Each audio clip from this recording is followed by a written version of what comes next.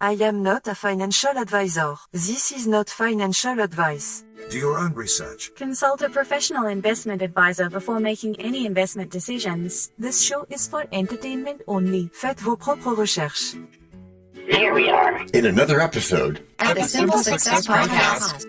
And this is financial life coaching from a happiness perspective.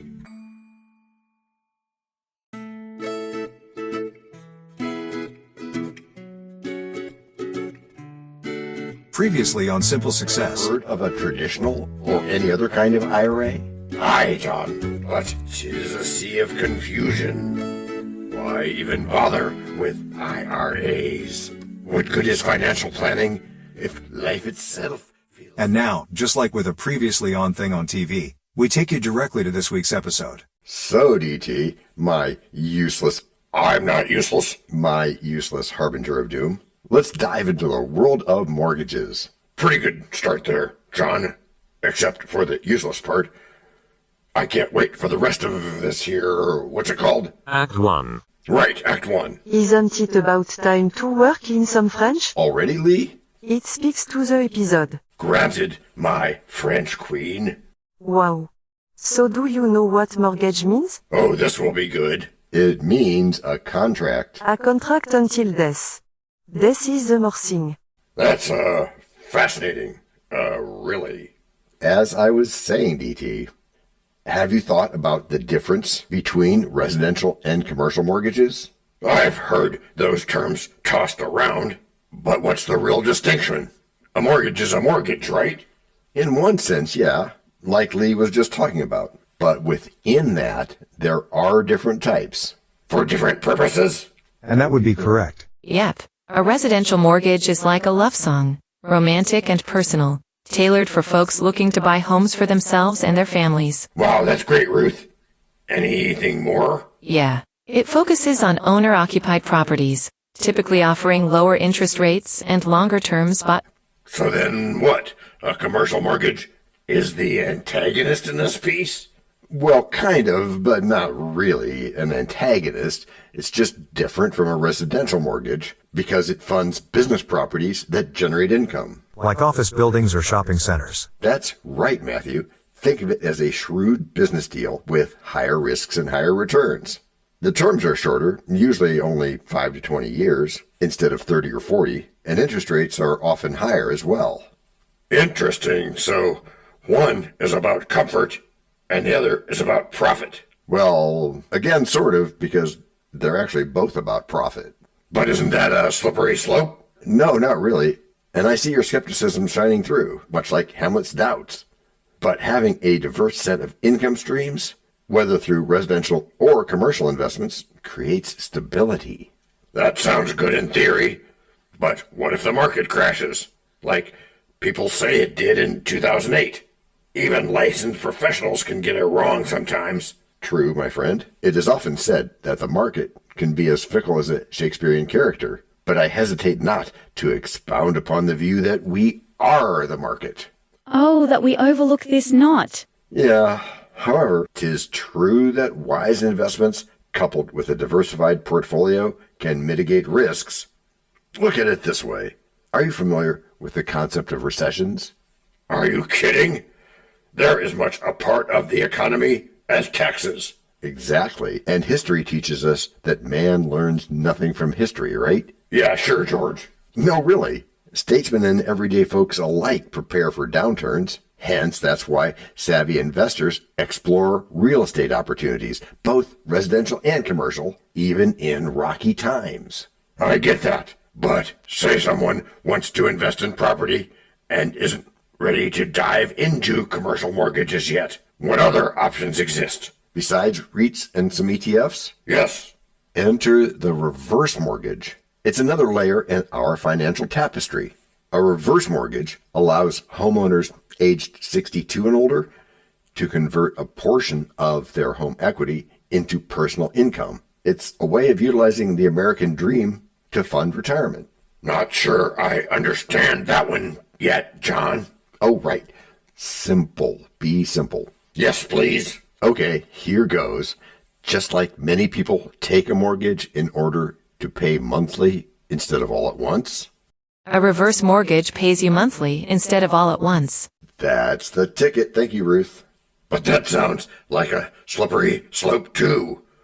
What if you outlive your equity? Here's the beauty of that. With a reverse mortgage, the loan becomes due only when the homeowner moves out or sells or passes away. Thus, they can enjoy financial comfort without immediate burdens. And if the estate still owes something after the owner is gone? It can come out of the sale. Okay, but still, isn't there a risk of a family losing their legacy? What's the point of a family home if the kids don't benefit from it? Boy, do I understand that, E.T., and you should know that they normally would benefit from all this. But I'll allow such a valid concern. You still got to set things up right, so I'd say it's akin to a bittersweet sonnet. Homeowners can opt to pass the home to heirs if they pay off the mortgage, just like with a traditional mortgage. It's a matter of strategy, much like balancing life's joys and trials. Fair enough. But are these mortgages viable options around the globe? Ah, the global perspective. In many places, like Canada and parts of Europe, mortgages do share similarities. However, cultural attitudes and financial systems vary widely. In places like China, property ownership is influenced by government policies. So you have to familiarize yourself. Okay, but I still need convincing. Think of the potential, DT, whether through a residential or commercial mortgage, or even a reverse mortgage. The avenues for wealth building are myriad. A sprinkle of expertise, a dash of resilience, and voila, financial independence is yours. You make it sound almost poetic, but I remain a cautious skeptic. Which is one of the reasons you're here. That's commendable. As wise Socrates said, the only true wisdom is in knowing that you know nothing. Embrace that and you'll want to learn more. Trust me. Okay, I'll take that to heart. Financial independence seems like a grand quest, yet I find myself questioning the tools that people use to get there. Every quest needs a hero. Ask questions, seek knowledge, and keep an open mind. It's about weaving a tapestry of experiences that brings you happiness and security. I can appreciate that, but tell me, what's the next step for someone who's still figuring it all out? You begin by exploring your aspirations. What do you truly want to achieve? Financial independence starts with a clear vision, so think about your dreams, whether it's owning a business, traveling the world, or securing a comfortable retirement. Once you have a vision, you set specific and measurable goals that align with those aspirations. Okay, and we've done a whole thing about SMART goals, haven't we? We have, DT. And so after defining those goals, it's time for you and I to create a financial plan. Said by, like every financial planner ever. But, how? I help you with that very informally because I no longer hold a federal financial license. Okay, but you've got experience. So it involves what? For most people, there's things like budgeting, emergency funds, and retirement options. Yeah, so? But generally speaking, and keep this close to your heart, it's a roadmap for your peace of mind. Which is especially good, considering that signing your name 100 times is not exactly peace of mind inducing. Yeah, but in those paperwork stacks, our futures are spun. But it's a loan for a journey, where dreams come undone. No. With each passing payment, the burden's well known. Yet visions of home life make worries our own. We build our dreams in the warmth of the sun. But home is the goal, just like... Break number 1. I'm not trying to make doubting Thomases out of you all. Still, the fear of failure looms large. Worried about your efforts not working out? Obviously. Well, fear of failure is natural. Interesting. But what we call failures are often really learning experiences.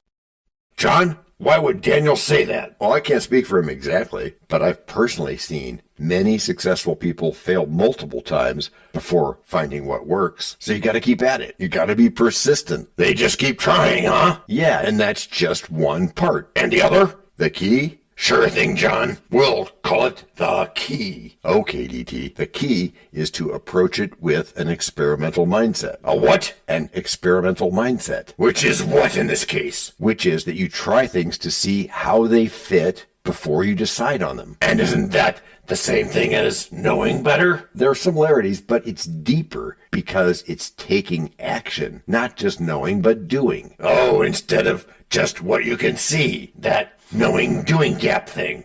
Oui, je le ferai. That's yes, I will. In French. Yeah, if one thing doesn't pan out, you won't be discouraged. You just apply the lessons learned and pivot towards something else. And that way you don't become a Kodak. So every idea can be a win. Sure can, at least the way we spin. But that's not always true, is it? It is with us, at least a little bit. And we're telling about this opportunity, right? We are because it burns so bright. You know, DT, the world of mortgages can be a labyrinth. Especially when you look at it from a global perspective. I bet I know the way out of that dilemma. Indeed, kind ET.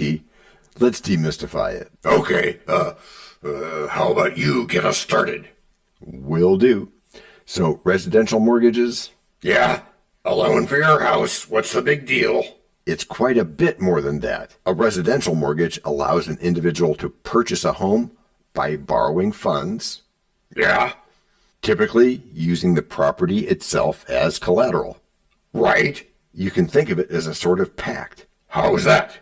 I'll pay you back, and you let me live in this beautiful castle. Sounds poetic, John. But in reality, it seems too risky. People buy homes they can't afford, and then they make themselves miserable. Yeah, that happens, and sometimes they do. But that's when they don't think things through very well. Spoken like a true financial person. Oh, but there's good news. You are welcome, Donada, the Rien. Which is what? Which is that sound financial planning can help you keep your reaction to interest rate changes low. If you're disciplined, a residential mortgage can actually be a step toward wealth building. Imagine, if you will, a young couple using their mortgage wisely to create equity. You don't have to imagine. You've had clients who did that. Did that? Did what exactly?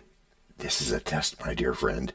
Bought places needing a fix-up and lived there while doing the fix, then rented for a mostly profit. Oh yeah, that couple. That was pretty smart, I thought.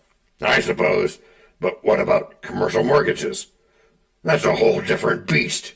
Ah, the commercial realm. Another different kettle of fish, my friend. Remember, commercial mortgages are loans specifically for business properties, office spaces, retail stores, even warehouses. As we've said, they tend to come with higher interest rates and shorter terms because they're more risky for the lender. So it's basically businesses getting started trying to get a leg up. Yep. Aren't they just gambling with their future? In a way, yeah. But it's something that businesses have to do sometimes. And it's also about leveraging assets to create cash flow. Take a successful restaurant that wants to expand. They might secure an additional second mortgage to purchase a larger location. As Shakespeare might say, all the world's a stage. Indeed, Kevin. Businesses are just trying to claim their part. Fair point. So once again, reverse mortgages? Aren't those just for old folks? Sometimes, DT.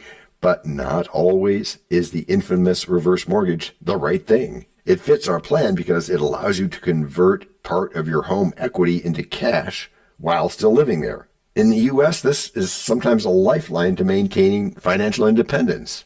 That sounds suspicious. What's the catch? Well, that's partly your perspective, but you could say there's always a catch. With a reverse mortgage, the loan is repaid when the borrower sells the home, moves out, or passes away. And if managed wisely, it can be a solid strategy. How's that again? It's that, in that it allows you to enjoy your golden years without stringent financial worries. Know thyself, as Socrates would advise. Financial literacy is the key. And while it's not an MSI like multiple mortgages or commercial stuff can be. Well, it is if it brings you income. Well, yeah, there's that. And it can still be an important part of your plan. So what are you saying? Should I dive into the pond of mortgages without a life jacket? Not at all, not without a life jacket. After all, this is financial life coaching from a happiness perspective, and not having a life jacket might not be very happy. Yeah, financial life coaching from a happiness perspective. That's us. It is, and we guide you to tread carefully. Consider your goals. If stability and wealth building are your aim, residential mortgages can work wonders. Commercial deals, on the other hand, can require a more entrepreneurial focus. And for retirees, a reverse mortgage can unlock potential cash flow without a life raft. It's just a good compass.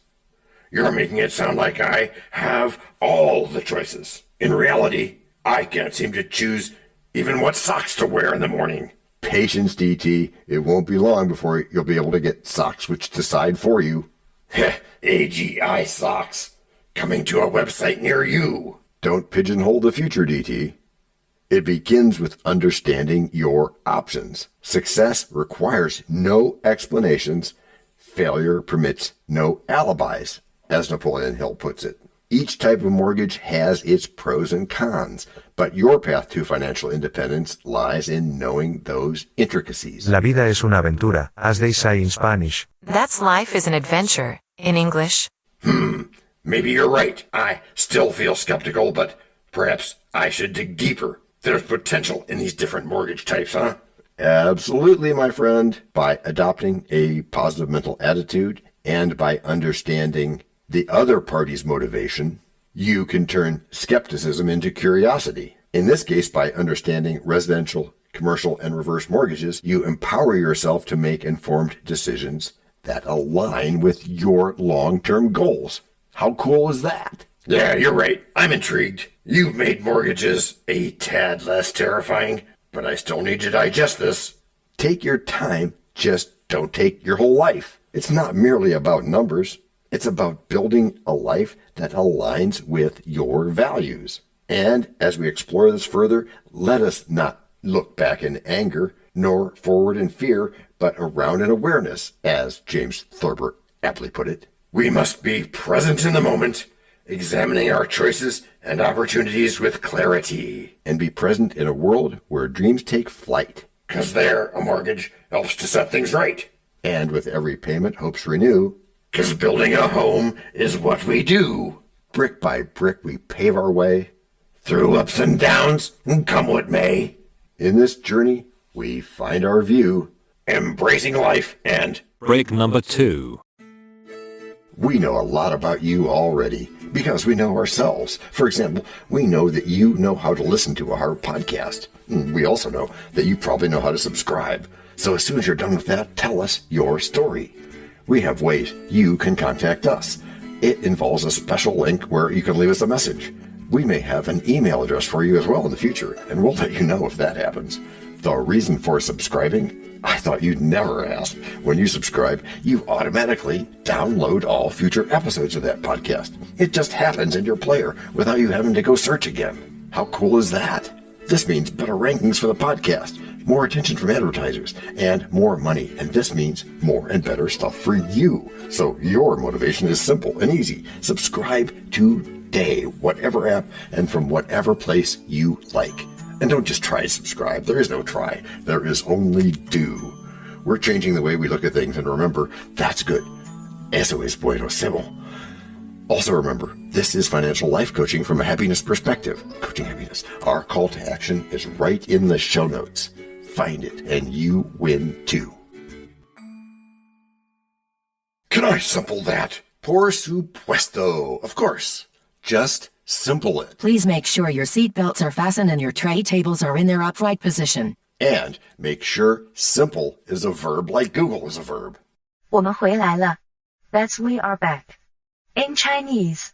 Yes, we are, DT. And in our backness today, we have my young friend hereby embarked on a journey through the realm of mortgages. Yes, that was really great. It sure did illuminate one of the paths to financial comfort. Yeah, it did. We started with residential mortgages, looked at the more commercial ones, and we also examined reverse mortgages a bit. Yes, a truly risky game it can be. Many people lose their homes, and you hear stories about foreclosures echoing like a Shakespearean tragedy. But to twist a phrase from Hamlet, To mortgage or not to mortgage, that is the question. A contemplative inquiry indeed. But let us not dwell solely on the negatives.